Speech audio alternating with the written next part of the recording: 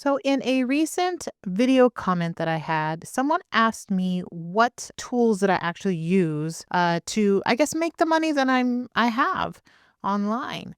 And so, for today, I'm going to share this video. The only online tools I use to make $1 million. Now, I have been a content creator since 2014. Okay, so during that time, I built a $1 million business with digital products making most of that. All right. So here is my earnings from Teachable, just from Teachable, not any of the other ways I make money online. My personal earnings are over $1 million.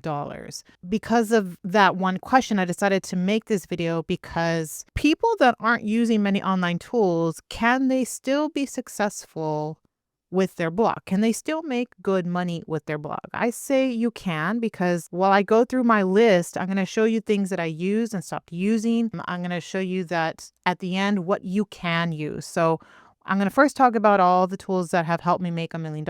And these are online tools. I'm not mentioning other things like business insurance that I pay for. I have a VA that I'm whittling down so that, because she's already busy and stuff. So I have these other things and courses that I've taken in the past, like for Facebook ads and things like that, that I'm not mentioning in here. So these are just specific to online tools. All right. So let's go through that list. Here we go. The first one was Ahrefs. That was about $200 a month. Also, these are in US dollars. And these are just general guesstimates. I didn't pull up every tool and how much I'm paying per month. My husband pays for all that stuff. So I asked him and he just gave me these numbers. It was around $200 a month. So I used it when I first started blogging and writing for clients. This is an SEO tool to help you grow traffic via Google traffic. So I stopped paying for this a few years ago when AI sort of took over and Pinterest traffic started growing for my blogs. And then I didn't have to use it so much for my clients because my clients were giving me content briefs that already had the keywords in place. So I didn't have to do any keyword research for my clients anymore. So I didn't really have to use Ahrefs anymore. So Tailwind is another tool that I used, but I stopped using. And I paid around $500 a year for using that for multiple sites. And if you're an OG mom blogger or content creator, you know that before Tailwind, people were using Board Booster. So I think that was like $20 a month. But I loved Tailwind when it came out. I used it for like my multiple blogs, and it helped me with getting, some of the Pinterest traffic that I wanted. At that time, I was still focused on SEO tactics and getting much more SEO traffic that way. So Tailwind was just nice to have to write about. I was an affiliate for Tailwind, so I was getting income by sharing about Tailwind and using it. But I stopped using it, I don't know, a couple years ago maybe. Just it became too much of a bigger tool than it necessary. It was more than just a Pinterest scheduling tool. It became for Instagram scheduling and wanted you to schedule lots of other things. It just was too bloated for me, so I stopped using that. Kit or ConvertKit is another huge expense. So I am actually looking to find another email service provider that is much cheaper for my two lists that I have. I have one list that's at 20,000 and another list at around 10,000. So I either have to whittle down my subscribers or find a better platform. But Kit is getting quite expensive. It's formerly ConvertKit. I used it when I first started blogging. And like I said, it's one of my biggest expenses that I'm trying to find a better way to email my subscribers. Mainly because, my email list does make me sales, but it's not making me $500 a month of sales to justify this cost. The other tool that I heavily use is Teachable. I pay around $100 a month. It's the course platform where I host my digital products like ebooks, online courses, and guides. I also use it for affiliate payouts, which makes it like 1,000 times easier for me as a Canadian content creator. Instead of me relying on me to pay out those affiliates, Teachable does that. So just $100 a month is enough for me to have them deal with the affiliate payouts. And what I mean by that is that people can become affiliates for my digital products. So they can sell them on their blogs, through their email list, online, wherever. And then when they make the sale, I pay them the commission that they get. Next is Canva. I pay for Canva Pro. So at first I used the free version, but I needed some things that only the paid subscription had at that time. I really don't remember what it was exactly, but I use it to create pins, YouTube thumbnails, my ebooks, and more with this must-have tool. I do use Canva a lot. The other tool that I use a lot is Pin Generator. Now, I pay about $1,000, but it's for life. So it's a one-time deal of $1,000. I got it through AppSumo. I use it for all my niche websites. It's a Pinterest scheduler. It's a basic tool, meaning that it's only for Pinterest.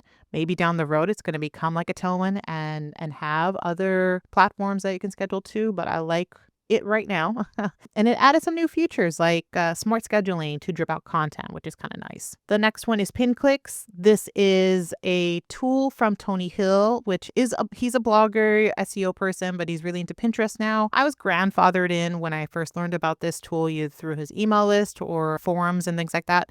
So it's about $20 a month. I use this tool the most to find keywords for Pinterest, but I also like to look at annotations and check other people's pin designs too through PinClicks. Next one is ChatGPT. Again, it's about $20 a month. My husband and I share the account. So I use it for creating content or summarize content. It gives me ideas or even subject matter expert quotes for my clients. I use it for image generation too.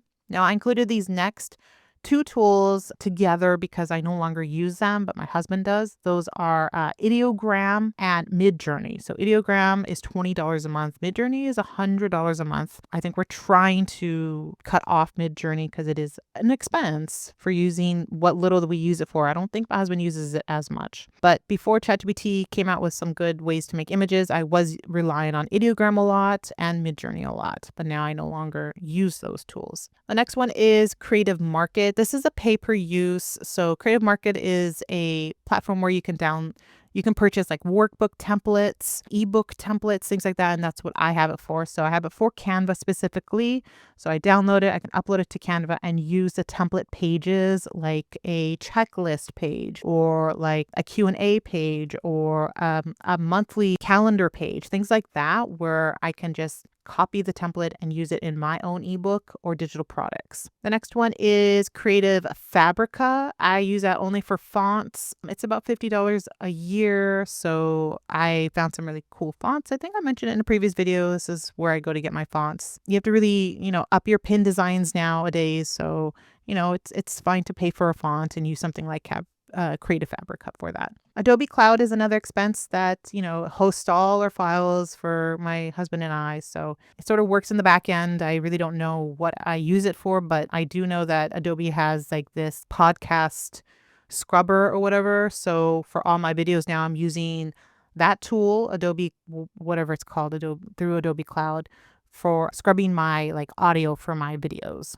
Next is Ecamm, which is about $200 a year. This is for filming my videos right now. This is the tool I use to film my YouTube videos and for my videos for my courses. Note, I also use Final Cut Pro to edit my videos, to cut all my ums and ahs and things like that. But my husband already has that tool, so I didn't include it as an expense for me. Next is hosting. So my husband is using Hetzner, which is like a German company for servers and things like that for all. Like we have not just some niche sites that I have, but my husband has like a load of other sites and things that he uses it for. So while I have been using Bluehost for the first couple of years of my business, I had to move on to this once I started multiple sites.